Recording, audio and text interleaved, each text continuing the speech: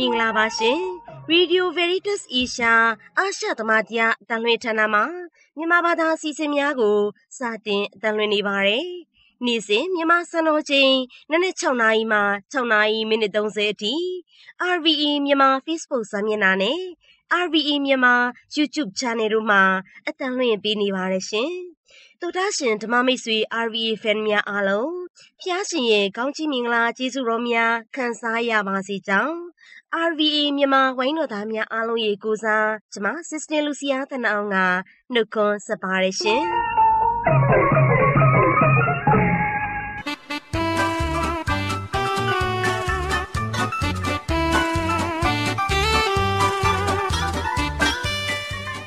မင်္ဂလာပါခင်ဗျာမွေးနေ့ဓမ္မတေးလက်ဆောင်ကဏ္ဍကိုကျွန်တော်ဂျုံဝင်းစောထွန်းကနေတင်ဆက်ပေးသွားမှာဖြစ်ပါတယ်ဒီကနေ့ဒီဇင်ဘာလ21ရက်နေ့မှာကြာရောက်တဲ့မွေးနေ့ရှင်များကတော့မန္တလေးမြို့မှာစောစောဦးတောင်ကြီးမှာခိုင်တဲ့ပဲခူးမြို့မှာဖြိုးတန်နာကျော်ဟင်္ဒရာမြို့မှာစန္နာမွေ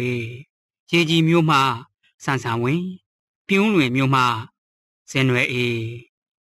လက်ပံမြို့မှာခင်သေးရီခေါ်ဆောင်မကွေးမြို့မှာကိုကိုမင်းနောင်မွန်မြို့မှာဆရာမထွေသာတွဲဘူးမြောင်းမြမြို့မှာဒဲနစ်ထက်မြက်အောင်တို့ပဲဖြစ်ပါတယ်ဆက်လက်ပြီးတော့တောင်းဆိုလာတာကတော့ဒီကနေ့ဒီဇင်ဘာလ21ရက်နေ့မှာကြာရောက်သောမူဆယ်မြို့နေချင်းမြင်းမာလေးမေရီအန်ဝရီငင်းရန်ရဲ့ရှစ်နှစ်ပြည့်မွေးနေ့အတွက်ဖျားသခင်အားကျေးဇူးတင်ခြင်းနဲ့တမီလေးအားအမြဲကာဝယ်စောင့်ရှောက်ပါရန်အတွက်အမှတ်တရမွေးနေ့တခြင်းလေးကိုပွားခြင်းမနေတောင်းဆိုလို့ပေးထားပါတယ်ဆက်လက်ပြီးတော့တောင်းဆိုလာတာကတော့ဒီကနေ့ဒီဇင်ဘာလ21ရက်နေ့မှာမွေးနေ့ကြာရောက်တဲ့တားငယ်လေးမောင်ပီတာဇာနီမင်းနဲ့မောင်လေးမောင်ပီတာပေါ်တို့အတွက်လွိုက်ကောမှရိုဇလင်းကနေတောင်းဆိုလို့ပေးထားပါတယ်ဆက်လက်ပြီးတော့တောင်းဆိုလာတာကတော့ဒီကနေ့ဒီဇင်ဘာလ21ရက်နေ့မှာမွေးနေ့ကြာရောက်တဲ့ခင်ဦးမြို့နယ်မုံလစံပြကျွော်ကအန်တီမတ်တင်တင်ထူးနဲ့ရန်ကုန်မှာနေတဲ့အန်တီဒေါက်ခင်ထားနွယ်တို့အတွက်ဇော်မင်းသူကနေတောင်းဆိုလို့ပေးထားပါတယ်ဆက်လက်ပြီးတော့တောင်းဆိုလာတာကတော့ဒီကနေ့ဒီဇင်ဘာလ21ရက်နေ့မှာမွေးနေ့ကြာရောက်တဲ့မွေးနေ့ရှင်ရက်စတင်မောင်အေးချမ်းရဲ့မွေးနေ့အတွက်ဇနီးဖြစ်သူနတ်ပေါ်လင်းကနေတောင်းဆိုလို့ထားပါတယ်ဒီကနေ့ဒီဇင်ဘာလ21ရက်နေ့မှာကြာရောက်တဲ့မွေးနေ့ရှင်များကြည့်ရှုနားဆင်အပေးနေကြသူများအားလုံးအပေါ်ဖျားရှင်ရဲ့ကောင်းခြင်းများစတဲ့တဘို့တို့၍ခံစားရပါစေကြောင်းအရှက်သမားတရားမြန်မာပိုင်းစီတီမှဝိုင်းတော်သူဝိုင်းတော်သားများနဲ့အတူကျွန်တော်ဂျုံဝင်းစောထွန်းကနေစုမုံကောင်းတောင်းပေးရင်တည်တံရှင်မိမိဝင်းဖေတည်ဆိုထားတဲ့ခရစ်စမတ်ညဆိုတဲ့ခရစ်စမတ်ချင်းကိုတင်ဆက်ပေးလိုက်ပါတယ်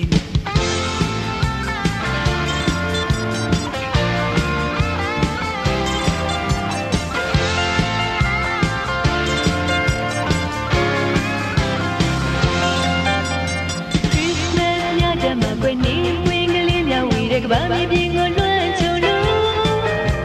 အလားဆုံးပူပွင့်နေတဲ့ပန်းပွင့်ကလေးများတွေလေလေယူရမှတင်းပြတ်ပါရဲ့ Christmas ညတဲ့မှာပဲတူရင်တစ်ချင်းရဲ့တန်းစင်တွေချူမွေးပါလို့ရှင်ဒီမှုကလေးတွေနဲ့လာဆုံးအပြုံးလေးတွေလည်းရင်ခွင်မှာခွေအေးရနေတယ် Christmas ညရဲ့ပြောပါလေ Christmas ညရဲ့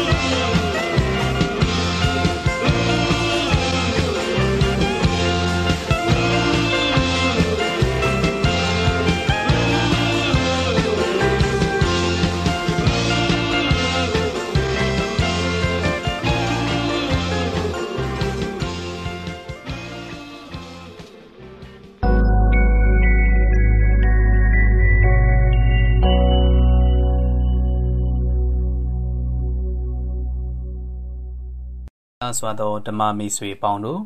ဒီကနေ့ဧဝံဂေလိကျမ်းစာထဲမှာကိုလေးလက်ဝန်ဖြစ်နေရှာတဲ့အမတော်အီလိဇဘက်ကိုလိုအပ်ရာကူညီပေးဖို့ရန်အတွက်စာနာစိတ်နဲ့အမိမေတော်မာရီယာကအီလိဇဘက်နေထိုင်ရာတောင်ကြားအရက်ကိုအရောက်သွားခဲ့ပါတယ်။မာရီယာရဲ့နှုတ်ဆက်ခြင်းကိုကြားသိရတဲ့အခါမှာအီလိဇဘက်ရဲ့ဝမ်းတွင်းကတရေသားကလေးလေးကရှင်လန်းတဲ့စိတ်နဲ့ခုန်မြူးတယ်လို့ကျမ်းစာကဆိုထားပါတယ်။ညီမဖြစ်သူကဖျားရဲ့ကမ်းလှမ်းခြင်းကိုလက်ခံပြီးကယ်တင်ရှင်ကိုမွေးဖွားပေးမဲ့မိခင်ဆိုတာကိုတထစ်ချယုံကြည်သိနေခဲ့တဲ့အီလိဇဘက်အဖို့တကယ်မဟာကျေးဇူးတော်တစ်ခုပါပဲ။ဖျားရှင်ရဲ့ကယ်တင်ခြင်းအတွက်အသုံးခံရသူတိုင်းဟာတန်ရှင်သောဝိညာဉ်တော်ဖျားနဲ့လည်းအစဉ်ပြေဝနေပါတယ်။ဝိညာဉ်တော်နဲ့ပြေဝပြီးဝမ်းသာအားရစွာကျယ်လောင်သောအသံနဲ့မာရီယာအားသင်သည်မိန်းမတကာတို့ထက်မင်္ဂလာရှိ၏။သင်၏ဝမ်းတွင်၌အသီးတော်သည်လည်းမင်္ဂလာရှိ၏လို့ဟစ်ကြွေးခဲ့လိုက်ပါတယ်။မဲတော်ကိုဘာကြောင့်မင်္ဂလာရှိသူလို့ဂုဏ်ပြုခေါ်ဝေါ်လိုက်တာလဲ။မင်္ဂလာရှိသူလို့ခေါ်ဝေါ်ခံရသူကမဲတော်သခင်မတယောက်တည်းမဟုတ်ခဲ့ပါဘူး။မဲတော်အပြင်ဓမ္မဟောင်းကာလမှာတုန်းကမင်္ဂလာရှိသူလို့ခေါ်ဝေါ်ခံရတဲ့မိန်းမ2ယောက်ရှိခဲ့ဘူးပါတယ်။ပထမတစ်ယောက်က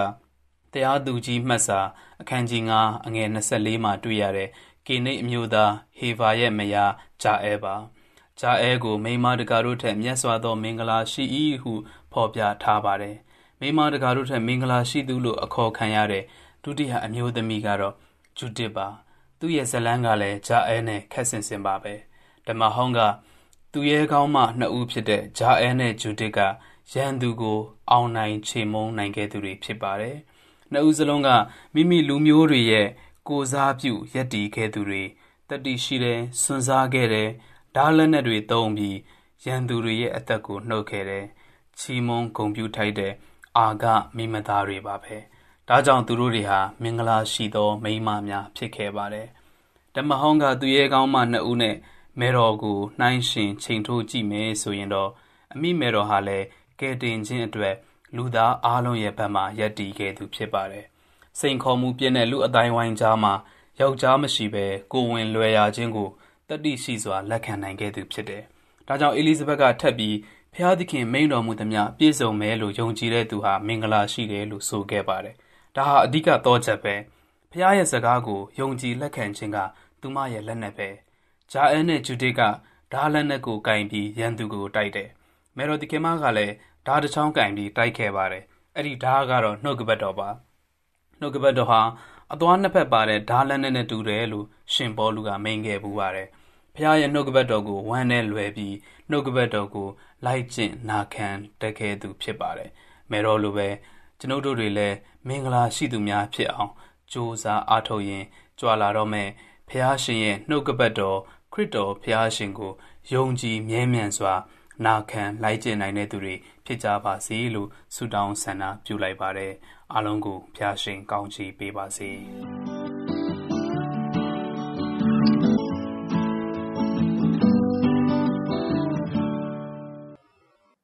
မင်္ဂလာပါဘုရားသခင်ရဲ့ငြိမ်သက်ခြင်းကျေးဇူးတော်များအရောက်တိုင်းစီပေါ်မှာတက်ရောက်ခံစားရရှိပါစေဒီတစ်ပတ်ဘာသာရေးအမေးဖြေကဏ္ဍမှာကျွန်တော်တို့လေ့လာမယ့်မေးခွန်းကသင်အသစ်တစ်ဖန်မွေးဖွားခြင်းရပြီလားသင်ကယ်တင်ခြင်းရပြီလား born again ရပြီလားဆိုတဲ့မေးခွန်းဖြစ်ပါတယ်ဧဝံဂေလိအသင်းတော်တွေကသူတွေကက်သလစ်ခရစ်ယာန်တွေကိုမေးချင်ကြတဲ့အများဆုံးမေးခွန်းအများသောအားဖြင့်မေးလေးရှိတဲ့မေးခွန်းတွေကတစ်ခုကသင်အသစ်တစ်ဖန်မွေးဖွားခြင်း born again ခံပြီးပြီလားသင်ကယ်တင်ခြင်းရပြီလားဆိုတဲ့စုံစမ်းတဲ့မေးခွန်းဖြစ်ပါတယ်များသောအားဖြင့်အမေးခံရတဲ့ကက်သလစ်တယောက်ကတွေဝေသွားတတ်တယ်အသစ်တစ်ဖန်မွေးဖွားခြင်းဆိုတဲ့အသုံးအနှုန်းရဲ့အဓိပ္ပာယ်ကိုနားမလည်တာကြောင့်တစ်ဖက်ကပြောတာကိုအဟုတ်ကြီးထင်သွားတတ်ပါတယ်ကက်သလစ်ခရစ်ယာန်တွေကခရစ်တော်ကိုယုံကြည်ကြတယ်ခရစ်ယာန်အသက်တာကိုလည်းကြိုးစားပြီးတော့ရှင်သန်ကြတယ်အသစ်တစ်ဖန်မွေးဖွားခြင်း born again ဆိုတာကဖခင်ကိုကိုယ်တိုင် personal တွေ့ကြုံခံစားရခြင်းအတွေ့အကြုံဒါမှမဟုတ်လေဘဝရဲ့တစ်ချိန်ချိန်မှာခရစ်တော်ကိုမိမိဘဝရဲ့သခင်နဲ့ကယ်တင်ရှင်အဖြစ်လက်ခံလာခြင်းဖြစ်တယ်လို့တခြား ဧဝံဂေလိအသင်းတော်တွေကလူတွေကပြောလာကြတဲ့အခါမှာကက်သလစ်ခရစ်ယာန်တွေတွေ့ဝေသွားတတ်တယ်မွေးကလေးကကက်သလစ်ခရစ်ယာန်ယုံကြည်သူဖြစ်လာကြတဲ့သူတွေသူတို့ဘဝတစ်ချိန်ချိန်တုန်းကမိမိဟာတကယ်ပဲဖခင်နဲ့တကယ်ပဲနီးကပ်စွာပေါင်းဆက်ပြီးတော့ရှိနေတယ်ဆိုတဲ့အတွေ့အကြုံရှိခဲ့မှာပဲကိုယ့်ရဲ့ယုံကြည်ခြင်းကိုလေးလေးနက်နက်ခံယူပြီးတော့ခရစ်တော်၏နောက်လိုက်အဖြစ်ပို့ပြီးတော့တစ္ဆာရှိစွာလိုက်တော့မယ်ဆိုတဲ့တန်နှိဋ္ဌံခြားစေခဲ့တဲ့ဘဝနေထိုင်မှုပြောင်းလဲခြင်းအတွေ့အကြုံကိုလည်းဘဝမှာခံစားဘူးခဲ့မှာပဲဒါပေမဲ့မွေးကလေးကကက်သလစ်ယုံကြည်သူဖြစ်လာတဲ့တယောက်အတွက်ချက်ချင်းဒူးထောက်ချလိုက်ပြီးတော့ခရစ်တော်ကိုသူ့ဘဝရဲ့ကယ်တင်ရှင်ဖြစ်ပထမအဆုံးအချိန်လက်ခံလိုက်တယ်ဆိုတဲ့အတွေ့အကြုံကိုသူ့ဘဝဘယ်အသက်အရွယ်ဘယ်အချိန်တုန်းကတွေ့ကြုံခံစားရတယ်ဆိုတာကိုအတိအကျထောက်မပြနိုင်ခြင်းဖြစ်ပါတယ်ပြဿနာကအတိတ်တဖန်မွေးဖွားခြင်း born again ဆိုတာကိုတခြားအသင်းတော်တွေကသတ်မှတ်တဲ့အဓိပ္ပာယ်နဲ့ကက်သလစ်အသင်းတော်ရဲ့အဓိပ္ပာယ်ကွာခြားနေတာကြောင့်ဖြစ်ပါတယ်ဧဝံဂေလိအသင်းတော်အများစုမှာပြုလုပ်လို့ရှိတာလူတစ်ယောက်ဟာအတွင်းစိတ်နှလုံးဘဝနေထိုင်မှုပုံစံပြောင်းလဲခြင်း conversion experience အတွေ့အကြုံရှိလာတဲ့အခါမှာလူအများရှိမှမိမိဘာအဖြစ်တွေပြုလုပ်မိခဲ့တယ်ဆိုတာကိုဝန်ခံပြောပြပြီးတော့ခရစ်တော်သူ့ဘဝရဲ့အရှင်သခင်ရဲ့တင်ရှင်အဖြစ်နဲ့လက်ခံကြောင်းကိုအများရှိမှဝန်ခံတတ်သိခံခြင်းပြုလို့ရှိကြတယ်။မှန်ပါတယ်ကယ်တင်ခြင်းရဖို့ကခရစ်တော်ကိုယုံကြည်ပြီးတော့အတွင်းစိတ်နှလုံးဘဝပုံစံပြောင်းကိုပြောင်းရမှာဖြစ်ပါတယ်။ဒါကိုကက်သလစ်အသင်းတော်ကအကျွမ်းမဲ့လက်ခံတယ်။နောက်ပြီးတော့ကိုယ့်ရဲ့အပြစ်တွေကိုဝန်ခံပြီးတော့ခရစ်တော်မိမိဘဝရဲ့အရှင်သခင်နဲ့ကယ်တင်ရှင်ဖြစ်လက်ခံရမှာပဲဖြစ်ပါတယ်။ဒါပေမဲ့အတိတ်တပံမွေးဖွားခြင်း born again ဆိုရမှာကက်သလစ်ခရစ်ယာန်တယောက်အတွက်ကဘဝပုံစံပြောင်းလဲလိုက်ခြင်းအတွေ့အကြုံခံစားရယုံလေးတင်မကပါဘူးဒီထက်ပိုပြီးတော့ပါဝင်နေတဲ့အချက်တွေရှိနေပါတယ်ဧဝံဂေလိအသင်းတော်များမပေါ်ပေါက်လာမီတမန်တော်ကြီးများအချိန်ကာလကတည်းက born again ဝကြစုရဲ့အဓိပ္ပာယ်က baptismal regeneration စေကြောခြင်းခံယူခြင်းဖြစ်ပါတယ်ဒါပေမဲ့ဧဝံဂေလိအသင်းတော်အများစုက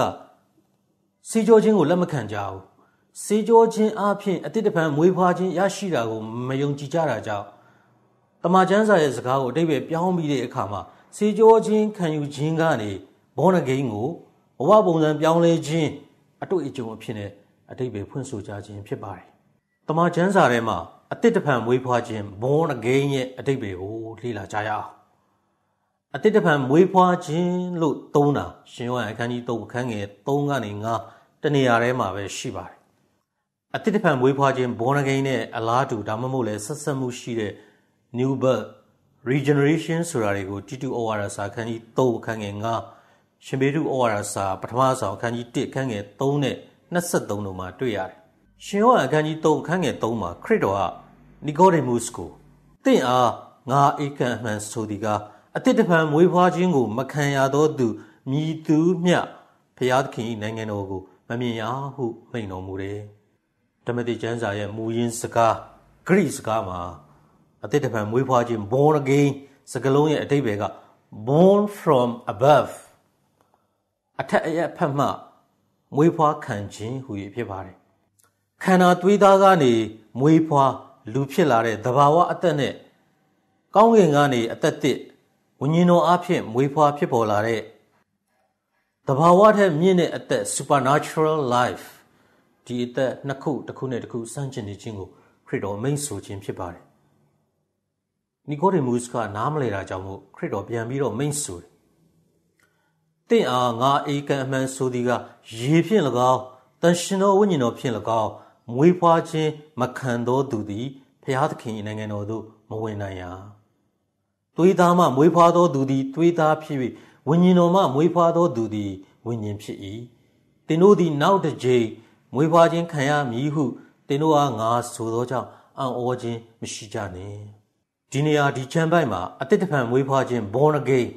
အထက်အရက်မှမွေးဖွားခြင်း born from above ဆိုတာကရေနှင့် တန်ရှင်သောဝိညာဉ်တော်ဖြင့်အသစ်တစ်ဖန်မွေးဖွားခြင်းကိုခရစ်တော်မိန့်ဆိုခြင်းဖြစ်ပါတယ်ကက်သလစ်အသင်းတော်ကအစဉ်အလာတိုင်းကျင့်သုံးလာခဲ့တဲ့အသစ်တစ်ဖန်မွေးဖွားခြင်းဆိုတာဆေးကြောခြင်း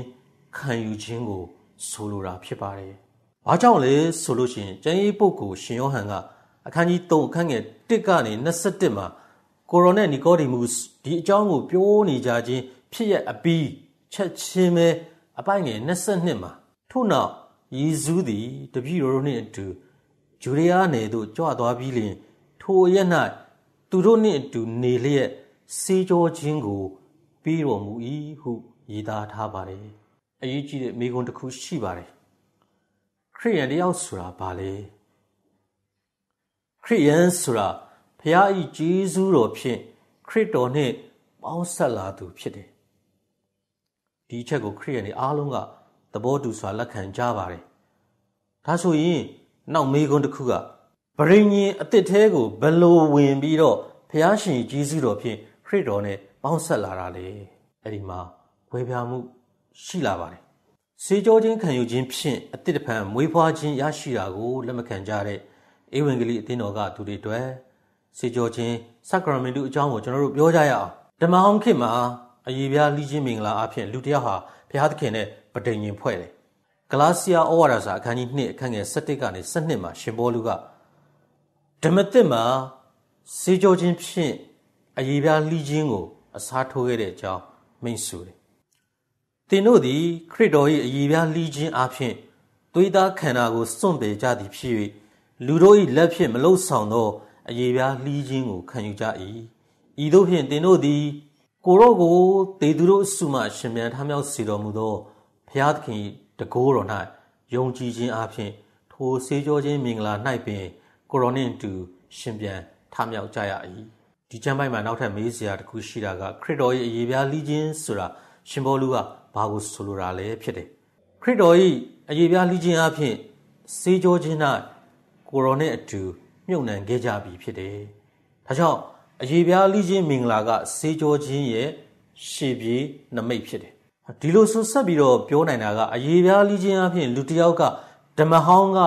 ဗြိဉ္ဉ်ထဲကိုဝင်ရောက်ခဲ့တယ်လို့ဆေးကြောခြင်းအပြင်လူတစ်ယောက်ဟာဗြိဉ္ဉ်အသစ်ထဲကိုဝင်ရောက်လာပါတယ်ခရစ်တော်ကိုတည်သူတို့အစုထဲကနေရှင်ပြန်စေခဲ့တဲ့ဘုရားသခင်ကဆေးကြောခြင်းခံယူခြင်းဖြင့်ခရစ်တော်နဲ့အတူမြုပ်နှံခြင်းကိုခံခဲ့တဲ့ကျွန်တော်တို့ကိုတဖန်ပြန်ရှင်စေမှာဖြစ်တယ်။ born again ဖြစ်စေမှာဖြစ်တယ်။ဒီချက်ကိုရောမဩဝါဒစာအခန်းကြီး6အခန်းငယ်4မှာထင်ထင်ရှားရှားတွေ့ရပါတယ်။ရှင်ပေါလုကငါတို့သည်ဆေးကြောခြင်းအပြင်ကိုရိုနှင့်အတူတည်ခြင်း၌တင်းကြိုခြင်းကိုခံခဲ့ကြ၏။ဤသို့ဖြင့်ခရစ်တော်သည်ခမည်းတော်၏ဘုန်းတကူတော်အပြင်ရှင်ပြန်ထမြောက်ခဲ့သည့်ဤတူငါတို့သည်လည်းအသစ်သောအသက်တာ၌ရှောက်လန်းနိုင်ကြမည်ဖြစ်၏ဒါကြောင့်ဆေးကြောခြင်းကိုခံယူခဲ့ကြတဲ့ကက်သလစ်ယုံကြည်သူများကခရစ်တော်နဲ့အတူဘဝဟောင်းကိုမြုပ်နှံခဲ့ကြပြီးပြီဖြစ်တယ်ခရစ်တော်ကဲ့သို့ရှင်ပြန်သောဘဝအသစ်တဖန်မွေးဖွားခြင်းကိုရရှိကြပြီးဖြစ်ပါတယ်တန်ရှင်သောဝိညာဉ်တော်၏လှုပ်ဆောင်မှုအပြင်အသစ်တဖန်မွေးဖွားခြင်းကိုရရှိပြီးတော့ဖခင်၏သားဖခင်၏သမီးဖြစ်လာကြပြီးဖြစ်ပါတယ်ဧဝံဂေလိအသင်းတော်များကသူတွေပြောကြသလိုမိုးပေါ်ရောက်နေသလိုခံစားချက်အတွေ့အကြုံရှိရင်လည်းရှိမယ်သို့တော်လည်းအသစ်တဖန်မွေးဖွားခြင်းဘုံရကင်းရရှိပြီးသူများဖြစ်တာကိုယုံကြည်ကြတာဖြစ်ပါတယ်သင်ကယ်တင်ခြင်းရပြီလားသင်ဘုံရကင်းဖြစ်ပြီလားမေးရင်ဟုတ်ကဲ့အသစ်တဖန်မွေးဖွားခြင်းကိုရရှိပြီးပါပြီဘယ်တော့ကလည်းမေးလို့ရှိရင်ဆေးကြောခြင်းခံယူတုံးကဖြစ်ပါတယ်သူတို့မေးလာနိုင်ပါတယ်ဆေးကြောခြင်းခံယူလိုက်ယုံနဲ့ကယ်တင်ခြင်းတည်ကြသွားပြီလားမဟုတ်ပါဘူးကယ်တင်ခြင်းရရှိဖို့ရန်အတွက်ဆေးကြောခြင်းခံယူဖို့ရောဘဝအကျင့်ပုံစံပြောင်းလဲရှင်သန်ခြင်းရောလိုအပ်ပါတယ်ရှမာကုခန်းကြီး16အခန်းငယ်16ယုံကြည်၍ဆေးကြောခြင်းခံယူသောသူတို့သည်ကယ်တင်ခြင်းခံရလိမ့်မည်ဟုမိန့်ဆိုပါတယ်အားလုံးကိုယေရှုတင်ပါတယ်ကိုယ်စိတ်နှဖျားကျမ်းမာကြ၍ဘုရားသခင်ငြိမ်သက်ခြင်းနှင့်ယေရှုတော်များအစဉ်ရရှိခံစားကြရပါစေ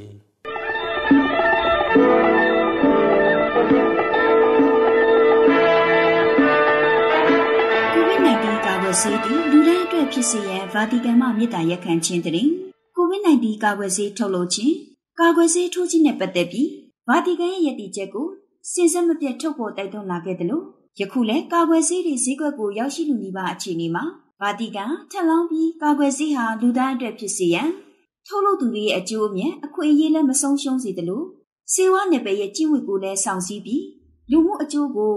ထောက်ထားလှုပ်ဆောင်ဖို့ရန်အတွက်တိုက်တွန်းထားပါတယ်ကိုဗစ် -19 ကြောင့်ကြုံတွေ့နေရတဲ့အကျပ်တဲကိုရုံးထွက်နိုင်ဖို့ရန်မှာလိုအပ်တဲ့ဆေးဝါးအထောက်အကူပြုပစ္စည်းတွေကာကွယ်ဆေးတွေစက်သက်စစ်ဆေးမှုတွေနဲ့ကုသမှုအဆူဆူတို့ဟာအဓိကလိုအပ်ချက်ဖြစ်တယ်။ဘယ်သူ့ကိုမှချက်လက်ထားလို့မရပါဘူးလို့ကုလသမဂ္ဂအတွက်ဗာတီကန်ရဲ့အမြဲတမ်းလေ့လာသူအဖြစ်အမှုထမ်းဆောင်နေတဲ့ဂိုင်းချုပ်ဆရာတော်အိုင်ဗင်က32ကြိမ်မြောက်အစည်းအဝေးမှာပြောကြားခဲ့ပါတယ်။ဆက်လက်ပြီးသူကအယောင်မြင့်တင်ဖို့ရန်အတွက်မလုံမျိုးမျိုးပေးုံနဲ့မလုံလောက်ပါဘူး။လိုအပ်တဲ့ကုန်ပစ္စည်းတွေကိုလိုအပ်စွာထုတ်လုပ်ဖြန့်ချိခြင်းကျန်းမာရေးဆိုင်ရာနည်းပညာတွေကိုလည်းထည့်သွင်းရမှာဖြစ်တယ်။ကုလသမဂ္ဂဟာပြည်ပဆိုင်ရာဖွဲ့စည်းတွေနဲ့အတူထိန်းချုပ်ဟန်တာခြင်းတွေကိုတောင်းဆိုလာခဲ့ပါတယ်။ဒီလိုတောင်းဆိုတဲ့နေရာမှာလည်းလူအခွင့်အရေးကိုလည်းပြည့်ပြည့်ဝဝအခြေခံလှုပ်ဆောင်ကြဖို့ရန်အတွက်တိုက်တွန်းထားပါတယ်။ဒီလိုလက်တွဲလှုပ်ဆောင်မှုမှာတွေ့ရှိရတဲ့အချက်လက်တွေသိပ္ပံနဲ့ဆိုင်ရာဗဟုသုတတွေစားတဲ့အရာတွေကိုအကောင်းဆုံးသုံးချပြီးလိုအပ်တဲ့စီးပွားထုတ်ကုန်တွေကိုလုံလောက်စွာထုတ်ပေးခြင်းလိုအပ်တဲ့နေရာတိုင်းမှာဝယ်ယူရရှိနိုင်ခြင်းလူတိုင်းဝယ်ယူသုံးစွဲနိုင်တဲ့တန်ဖိုးနဲ့ထုတ်လုပ်ခြင်းအထူးလိုအပ်နေတဲ့နေရာတွေကိုလိုအပ်တဲ့လောက်ပေးပို့နိုင်ခြင်းစားတဲ့အချက်လက်တွေဖလှယ်ခြင်းများပါဝင်ပါတယ်။ထို့အတူနိုင်ငံတော်တွေအနေနဲ့လည်းမိမိတို့ပြည်သူတွေအတွက်တတ်နိုင်သလောက်ငွေကြေးနဲ့နည်းပညာအကူအညီတွေကိုပေးပြီးပြည်သူတွေရဲ့ကျန်းမာရေးစောင့်ရှောက်မှုအထူးသဖြင့်ကမ္ဘာကြီးကိုယောဂကုသပြန့်နှံ့ခြင်းမရှိစေဖို့ရန်လည်းကာကွယ်ဖို့ရန်တာဝန်ရှိတယ်။ဂိုင်းကျုပ်ဆရာတော်ကြီးကအဆိုပါအစည်းအဝေးမှာဆက်လက်ပြီးပြောကြားတာကတော့ကုလသမဂ္ဂဟာကိုဗစ် -19 စတင်ဖြစ်ပွားတဲ့ချိန်ကနေစပြီးဒီစိန်ခေါ်ချက်တွေကိုနည်းပညာဖြန့်ဖြူးရေးနေရာ900ခန့်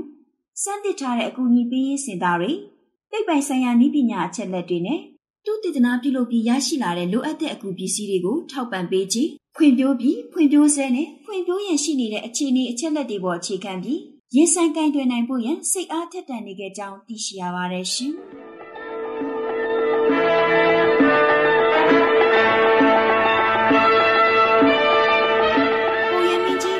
မှာစလိုဗက်ကီးယားသမ္မတကိုဗာတီကန်မှာလက်ခံတွေ့ဆုံခြင်းတွင်ပြီးခဲ့တဲ့တနင်္လာနေ့ကပုပ်ရဟန်းမင်းကြီးဖရန်စစ်ဟာ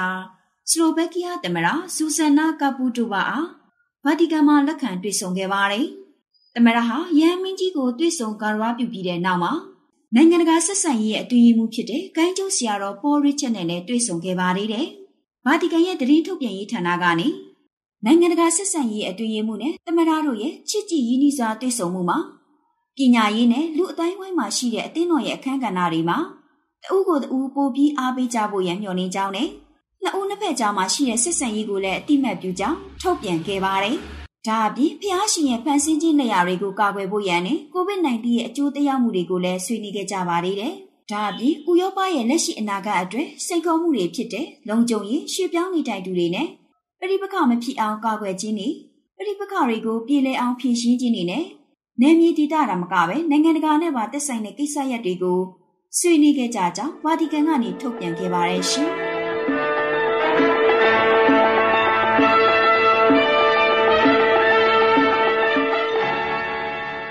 2050မှာဗာတီကန်ကနေကာဗွန်ဒိုင်အောက်ဆိုက်ထုတ်လုပ်မှု3ညအထိရောက်စီရမယ်လို့ပုပ်ရဟန်းမင်းကြီးဖရန်စစ်မှကတိပြုခဲ့ခြင်းတည်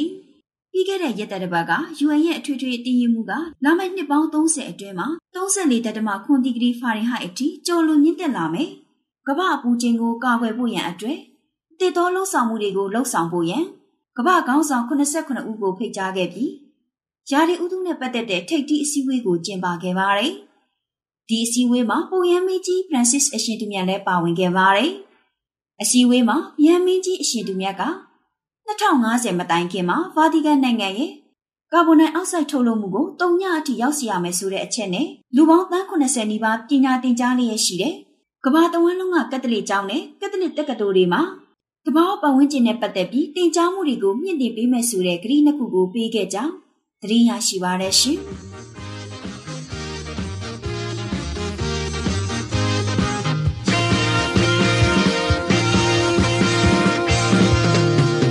ငွေကြေးရောင်ကြီးလင်းရဲ့လောကကြီးတွေပစ္စပ်ပြေခွဲမမ မိုက်ကိုဖုံးလွှမ်းအားသေးချစ်ဝေပေးမယ်မနာလို့တို့မုံတွေအတားစီတဲ့လူသားတွေရဲ့ယေရှုရှင်မွေးနေ့ရဲ့မြတ်လက်မှန်တို့ရွယ်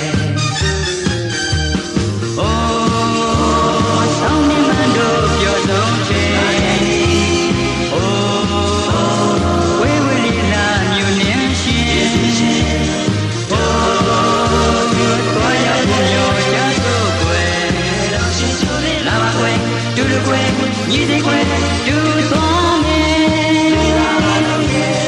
တူယုံခွဲလူငယ်တော့ဂျွန်နေတာဘယ်လိုစီတူသွားမယ်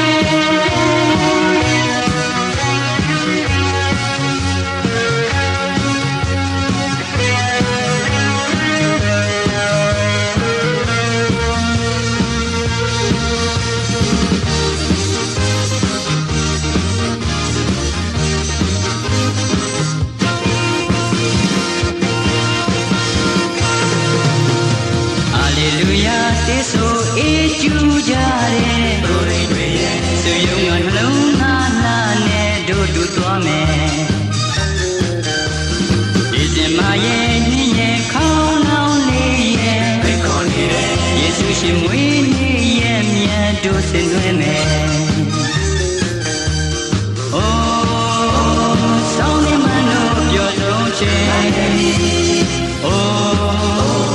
ဝေဝေလေးလာမြူနေ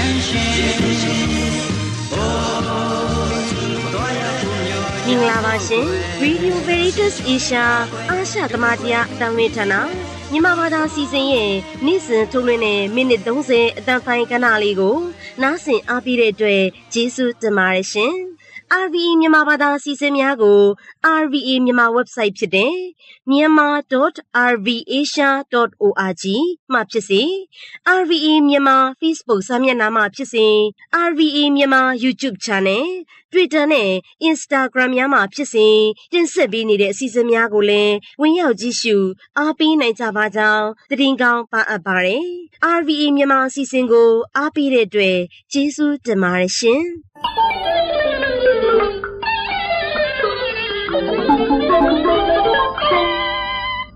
ဤတွင် Radio Veritas Asia အာရှသမတရားအတန်လွင့်ဌာနမှမြန်မာပိုင်းအစီအစဉ်များကိုအတန်လွင့်လို့ပြီးပါပြီ။သောတာရှင်အပေါင်းဖျားရှင်ဤကောင်းကြီးမင်္ဂလာကျေးဇူးတော်များကြွယ်ဝဆုံးလင်းစွာခံစားကြရလျက်အန္တရာယ်ခတ်သိမ်းဘေးရန်ခတ်သိမ်းငြိမ်းကြပါစေ။ဒုက္ခချမ်းသာများနှင့်ပြည့်စုံနိုင်ကြပါစေ။